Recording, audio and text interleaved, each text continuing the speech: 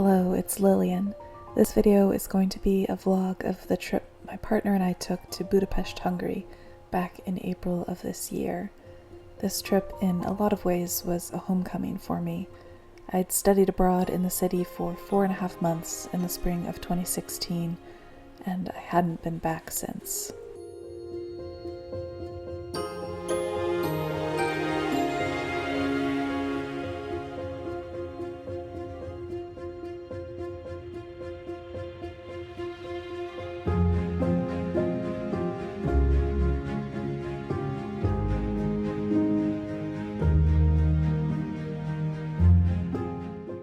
On our first full day in the city, we wandered through some of the neighborhoods in the Buda Hills, making our way up to the medieval district.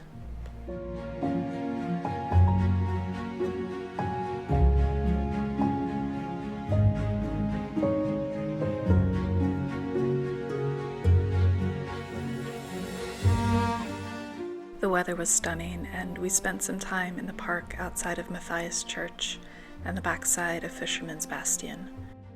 The author Joyce Carol Oates wrote about Budapest saying, quote, "Budapest in late May is a city of lilacs. The sweet, languid, rather sleepy smell of lilacs wafts everywhere, and it is a city of lovers, many of them quite middle-aged, walking with their arms around each other, embracing and kissing on park benches. A sensuousness very much bound up, it seems to me, with the heady, ubiquitous smell of lilacs."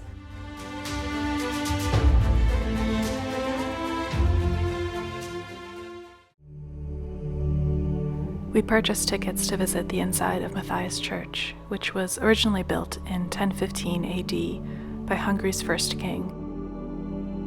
Though, like many places in this city, the tides of history have meaningfully shaped what we see today. The original Matthias Church was destroyed during one of the city's infamous invasions, and at one point it was converted for use as a mosque during the Ottoman Empire's rule. The current restored interior pays homage to the medieval Christian and Islamic history of the space through the colorful mosaicked wall paintings.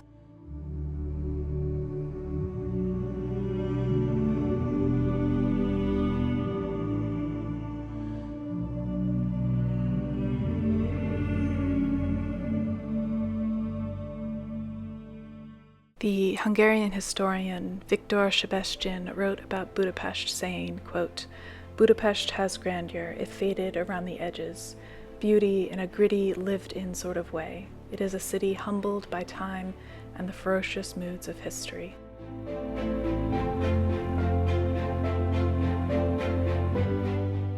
Budapest itself is split down the middle by the Danube River. The eastern Pest bank is a flat, sprawling side of the city teeming with commercial and nightlife activity, while the Buda side is a network of neighborhoods perched on steep hills, with many of the city's older remnants and historic monuments found tucked in and amongst them. Fisherman's Bastion and many of the city's now iconic buildings and monuments were built or restored as part of a national celebration of the country's 1000th birthday in 1896, including Hungary's current parliament building.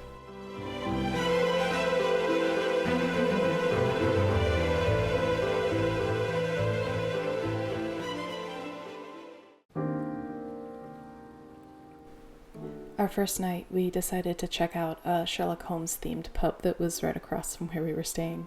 It was a cozy little place where we grabbed a few drinks before wandering around the city late at night. With the 6-hour time difference, we were certainly grateful for the late night Euro stands like the one at Newgate train station, where we could still grab food even if it was 2 a.m. local time. The next morning, my partner made us a lovely breakfast in our little flat with some things that we'd picked up at the grocery store the day before.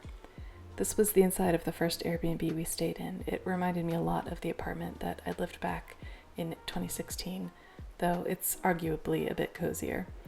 Big windows, tall ceilings, glass inlay in the doors. I loved the Gustav Klimt paintings on the walls. My student apartment building also had an inward-facing courtyard almost exactly like this one. We caught a tram from Newgate train station to take us across the river, passing over the bridge that I used to live just a few blocks from. Once we were on the Buda side, we grabbed another tram down the river to Gellert Hill, which overlooks the city.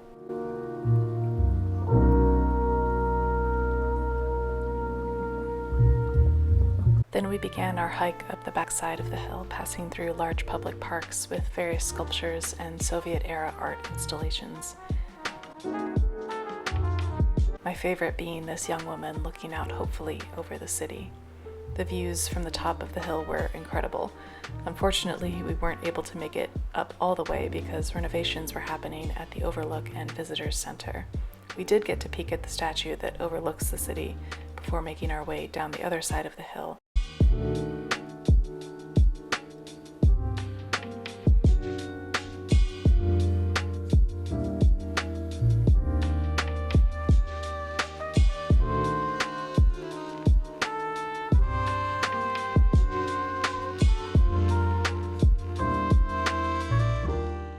Afterwards, we made our way across Liberty Bridge to find lunch.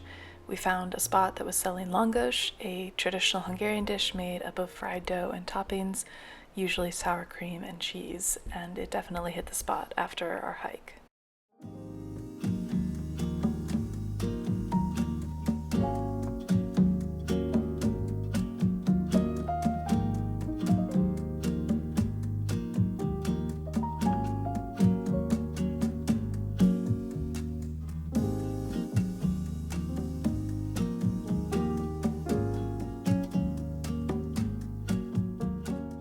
That evening, we got ready to go out dancing to an old haunt of mine, a ruin bar called Instant.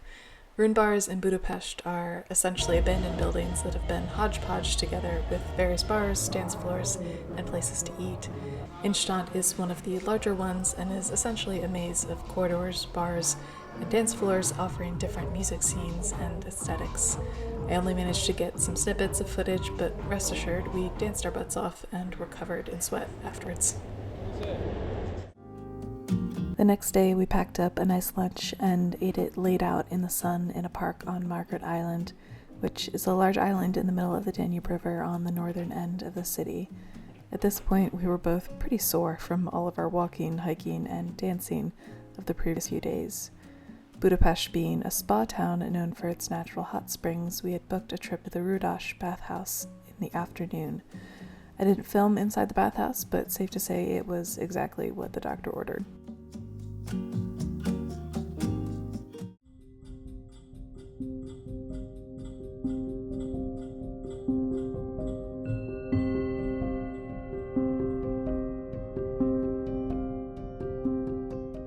Another place I'd really wanted to revisit was St. Stephen's Basilica.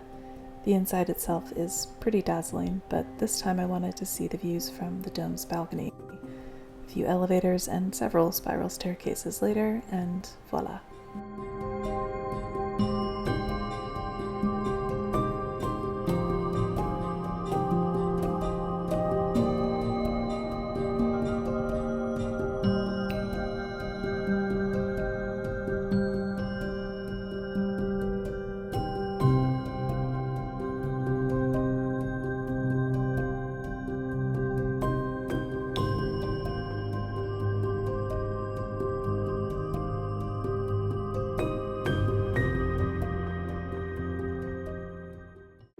We came back to Margaret Island to rent bikes and explore the island in its entirety, as well as searching for some 12th century ruins on the northern half of the island.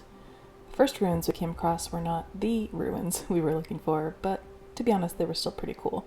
Later on, we eventually found the larger Dominican convent and church ruins that we'd been looking for. Like so many places in Budapest, there are layers and layers of history here.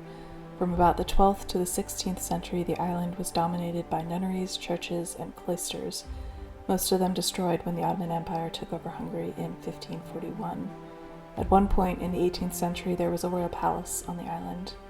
And then during the Second World War, during the siege of Budapest, the island was a huge combat zone between the Soviet, Hungarian, and German military units. Now it's a space full of public parks, a bathhouse, hotels, a tiny zoo, and restaurants.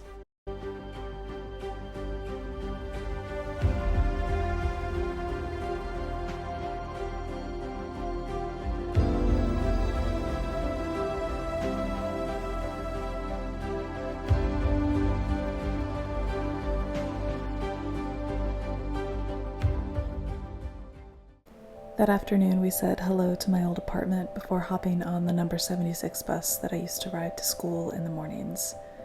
I was definitely having one of those pinch-me moments, getting to partially relive a mundane aspect of my old life. Retracing steps that a younger version of me hadn't counted as significant, but that have remained as part of a core memory that I have of my time living here. Like many things on this trip, it was a little surreal getting to see my old campus building in person again.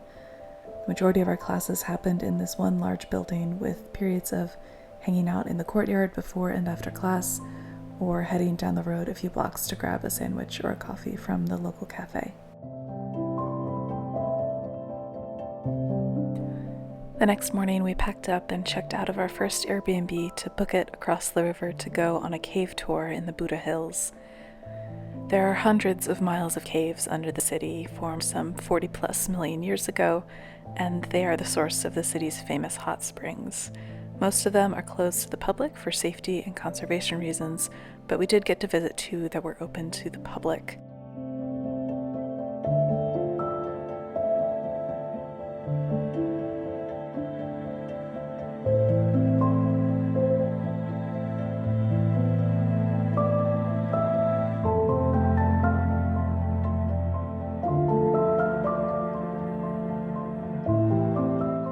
Afterwards, we hauled our suitcases through the rain in the Buda Hills to our next Airbnb. We checked into said Airbnb, and to be honest, the pictures online didn't do this place justice. According to the owner, the building used to be the residence of the Andrassy noble family in the late 19th and early 20th centuries. And as you can see, it is really, really stunning. Much of the furniture and decoration in the apartment is from that period, plus the current owner is an artist, and the majority of the art on the walls is his work, which was just really fantastic.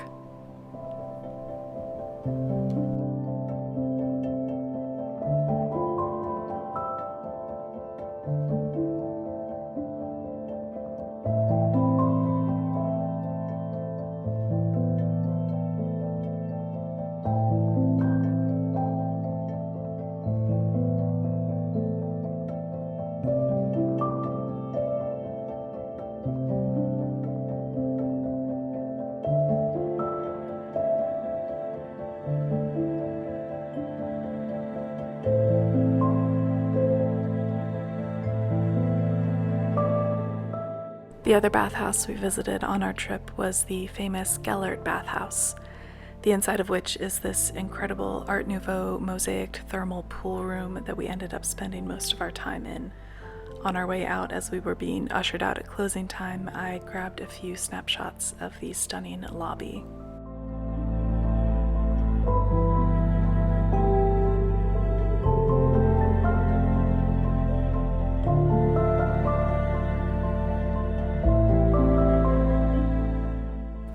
On one of our final afternoons, we made our way across Liberty Bridge again to visit the Central Market Hall. When you first enter, the ground floor is full of produce and merchant stalls, selling a variety of fresh fruits, vegetables, cured meats, paprika, and small souvenirs. We grabbed lunch on the upper floor and then meandered around, checking out the various stalls and picking up a few things to bring home with us.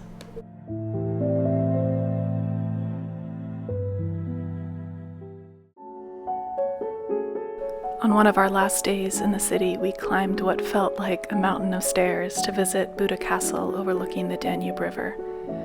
This area of the city has long been inhabited by the various groups and empires that have ruled over it for the last several millennia. From the nomadic Scythians of the 5th century BCE to the Romans, the early nomadic Magyars who settled in the Danube River Valley, the Ottoman Turks, and the Austro-Hungarian Empire. Thousands of years of history have been carved into and lived in this space.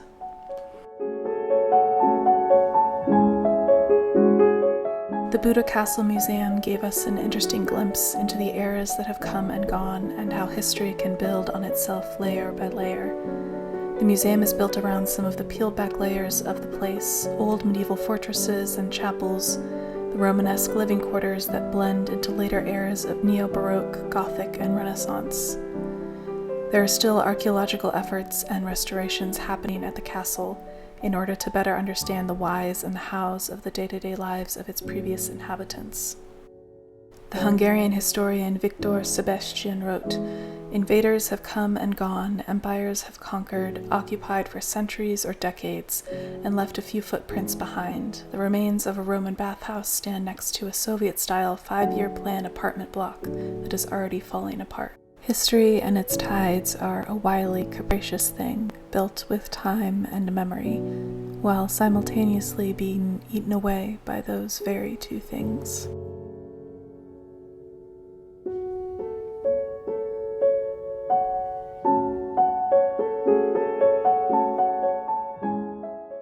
A large part of this trip was a retracing of my own footprints in this city. 8 years is a long time, and simultaneously, no time at all.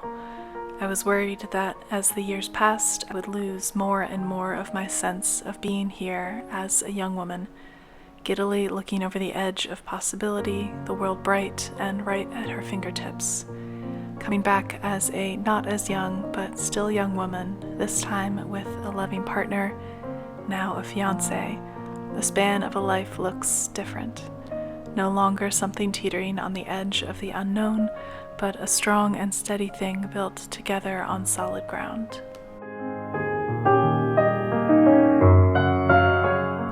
It was exhilarating and a touch bittersweet, revisiting a place I have loved so fiercely, and seeing it as largely the same, but in some places having changed. But I have changed as well. It took coming back to this place where I had previously stepped over a kind of threshold to realize how far I've come since then, being able to look back at a younger version of myself with pride for what she'd managed to accomplish in that time and in the years since. 8 years is a blink of an eye in the grand scheme of history, but getting to peel back some of the layers of my timeline and share it with the person I hold most dear, while also making new memories together, was something monumental. If you've made it to the end of the vlog, thank you for watching. Documenting this trip and making this video has been something really quite special and meaningful to me. I hope you enjoyed watching, and take care. I will see you in the next video. Bye. I'll come out all Seinfeld style. Thank you. What's the deal with Orban, Jerry?